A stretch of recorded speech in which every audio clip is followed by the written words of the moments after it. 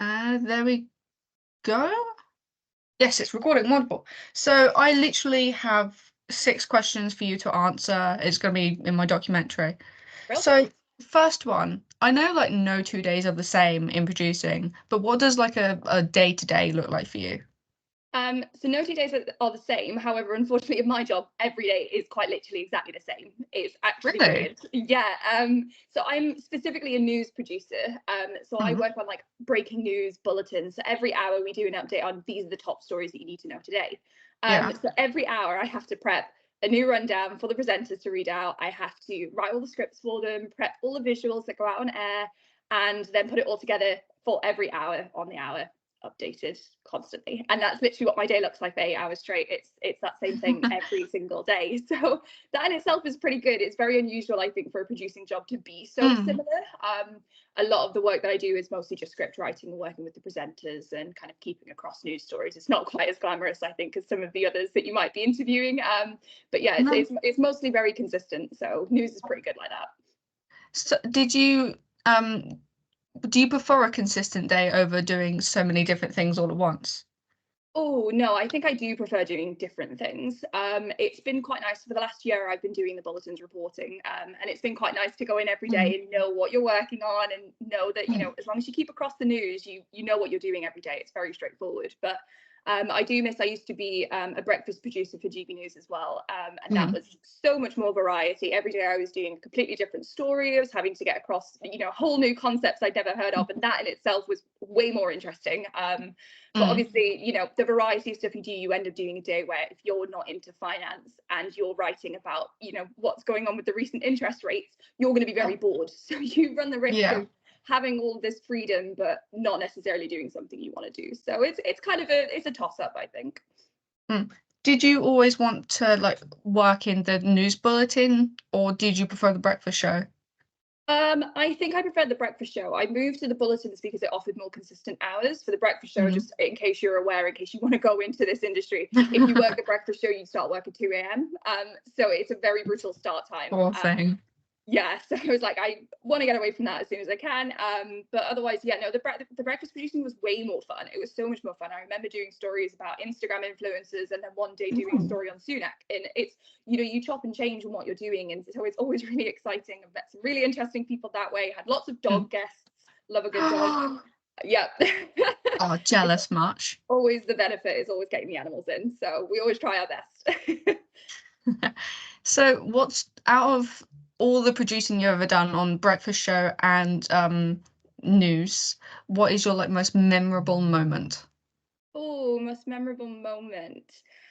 Um, Honestly, it doesn't tend to come from the actual production for it. I think the best, most consistent thing that I've had is every day that my straps, so the banners that you see underneath the TV screen, Yeah. we would do a paper round, and we'd often try and be really funny with our headlines if this, if Yeah. the news wasn't too serious. And there's not many ways in news that you actually get to have a bit of fun.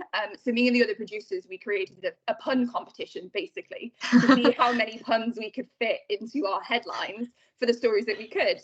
And some of them got just really outrageous in the end, just absolutely unacceptably outrageous. And our executive eventually was like, we have to stop this.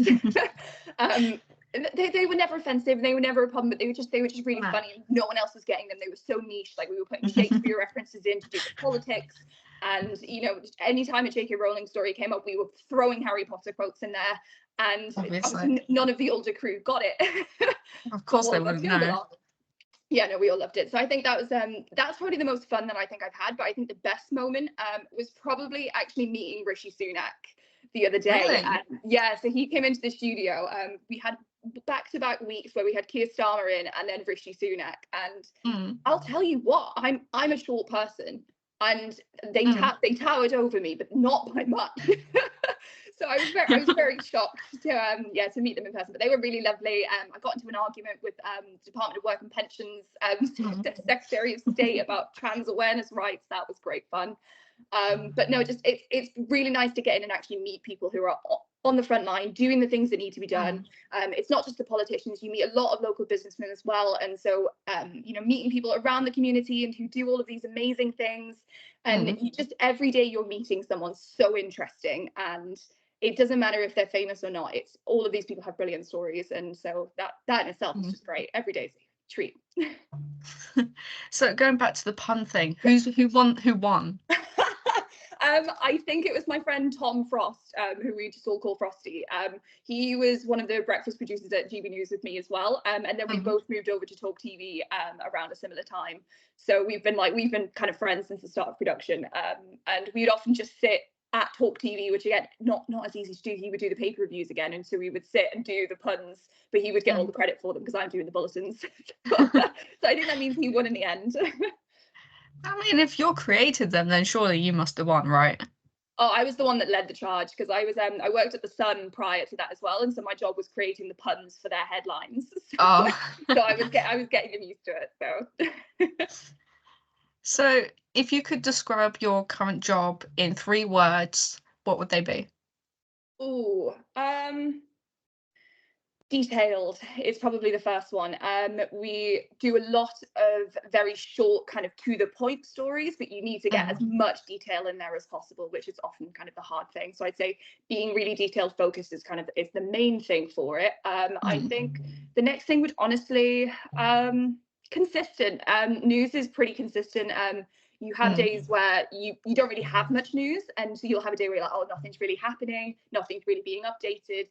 But there's always kind of stuff churning around, and there's always stuff that you can find, and always stuff that you can update and go and find answers for yourself. So it's quite nice when I get to a story, and rather than me just writing it, I get to phone someone and say, what's going on, can we have an update?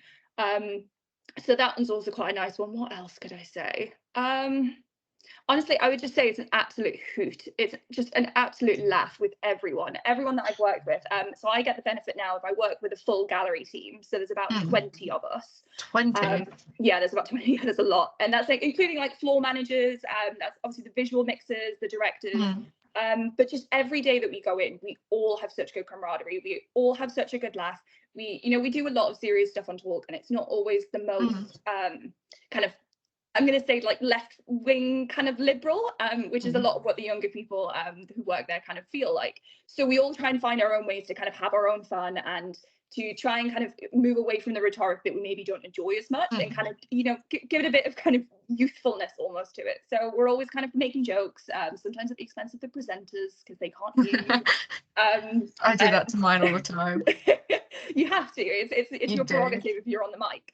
And yeah, no, we just all try and have a laugh. Like, news is so serious and it can be so depressing and it can be really upsetting, especially I was working when the start of Israel and Gaza kicked off, and it was a really distressing time to work in the news. It was not nice seeing the things coming in, but to know that you're around people who understand how that feels, who see the same things that you do, but they want to try and inject a little bit more fun into their life. They want to inject a little bit of light into it, which is needed, I think, when you do this job. So I'd say that as well. Thing is, when I first went to Global, I kind of thought that all media people are going to be so serious and uptight. We're the worst. Yeah, exactly, right. I was like really surprised when I met my teachers and stuff and all the other students, and they were really nice, and all the guests that came in were super nice as well. And everyone I've interviewed has been absolutely amazing. Oh, amazing. I love that. We're a very chatty industry. We don't have a bad reputation.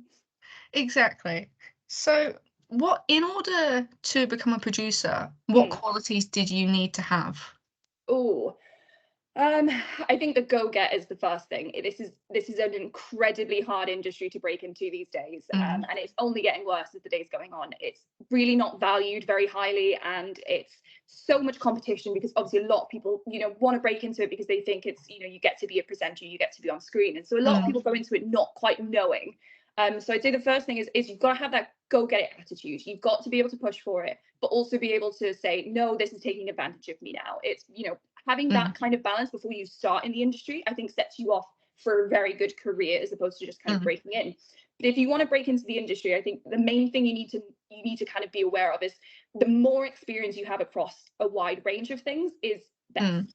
So prior to to being in journalism, I was a marketing executive. I was doing SEO writing, I was content writing, I was doing PR, I was doing a whole big mix of things. So by the time I came to do my master's in journalism, Convert, which, by the way, you don't have to do a master's in journalism to do that. It's really impressive, though. Thank you. Absolutely not needed. Waste of a year. Did it during lockdown. Wouldn't do it again. But then what I did when I was there, I was working with the local newspapers. You know, I was trying to get experience working with the Yorkshire Post, because I was up in Leeds at the time, and trying to, like, you know, just get as many different pieces of experience as I could, so that when I came into the industry, I didn't need to be picky. You know, the one thing that we're really good at with this industry is if you go into one area, you can very easily go into another. So if news is what you're interested in, my advice is get into writing. It doesn't matter what kind of writing, get into writing. If you can't get into writing, get into social media, get into social videos. Just do a little bit of something and create that variety. Because if you can show that you've got a bit of a show reel, if you can show that you've got examples of good writing, that's enough to break you in. And once you're in, moving around is so much easier. I've been to pretty much every single right-wing publication because they just snap you up. As soon as you have experience, they just want you. So yes, do what you can to get as many different pieces of experience as possible, because you never know quite what area you're going to land in. I've written in newspapers, I've written online, I've done social videos, I've done a bit of everything. It wasn't until I came into actual news production that I realized this was what I enjoyed. So get as much of this experience as you can while you can, especially if you're in like starting roles, because you learn so much from them. So where do you see your career going in the future? Oh, where do I see it going? Right, so right now I'm moving freelance. So my plan is to try and get some just some random contracts. So my background's also in finance, so I've got some contacts at Bloomberg. So I'm going to see if I can just set some shifts up there, and then I've got some contacts at Warner Brothers as well, and I'm going to try and get on the Olympics. Yeah, so that's the plan. Is I want to move into sports production. So maybe do a bit of writing again, kind of move into that, but I want to do more kind of like live events. So start to do more reporting on those. So that's hopefully where I'm moving it into. But the long-term aim is to be able to cover the World Cup once it's in the US. So I want to be able to go over there, cover that, do the live production for it, you know, speak to the presenters, get them. That is so cool. Yeah, that's what I'd like to do. So let's see, fingers crossed. Fingers crossed. I mean, based on what I've seen of you, you could definitely do it. Oh, we'll see. So, final question. If you could give one piece of advice for someone my age, so 16, 17, on how to get into the industry, what would it be? I think don't stress about it straight away. I had a really harrowing time when I was at university, actually, and I spoke to a BBC Radio 4 journalist. Can't remember his name, thank God. But his answer to me after he did a guest lecture was, "Oh, how old are you?" And I said, "Oh, I'm 25. He went, "Oh, I'd build a time machine and I'd go back 10 years. You know, that was the advice that people in the industry were giving me when I was trying to break into it. And so my advice would be just not to stress about it. So far, like obviously, you know, if you're 15, 16, you've got so much time to decide, you've got so much time to figure it out. Don't stress about breaking into the industry straight away. But that said, if it's what you want to do and it's what you're passionate about, my advice is try and go volunteer where you can. I'm hoping that there's like a local paper around you, or just like, you know, somewhere that you can go and volunteer and maybe just get some experience and speak to people. I think the big thing that a lot of young people don't want to do is reach out to people like us in the industry. I'm trying to make more of an effort to talk to students more and to give them kind of advice and give them tips. And I think just by reaching out and asking people, what's your background? What did you do to break into it? How did you know whereabouts you wanted to work? Ask these questions of people, because it gives you the chance to ask yourself those questions, and then it'll give you a much clearer idea of where to go, because news and producing is just so vast. You know, if you wanted to get into like film production, I wouldn't even have a clue of how you would get into that, and that's basically the same job. So you know, and if you find out the answers to that, let me know. Will do. So yeah, I would just reach out to people, just ask tons and tons of questions, try and get volunteer experience where you can, and just more importantly, just enjoy your youth, because suddenly this disappears and you're going back to wishing that you could just kind of throw yourself into new tasks and get as many hobbies as you could. So like, you know, just enjoy it while you can as well. Don't stress about it too much. Awesome. Thank you so much. No, thank you. So what's going on with the project then? When's that due? Oh, it's due in 1 month today. Oh, so I've got 4 weeks, but I also have half term in between, so I've got 5 weeks. Okay, so that's good. I've got an entire house to myself during the half term. So, you know, I've got a bunch of work to do, a bunch of editing. Oh, right, okay. I hate research. I hate researching, right? Yes. But I've done it. I've done it all. Okay, yeah. Go on and tell me about it. Tell me about it. Come on. I'm interested. The research, okay. Yeah. Do you want to know the entire project? Yes, please. Okay, so I haven't So can't hold on. Sorry, hold on. Let's stop recording because I think it's done now.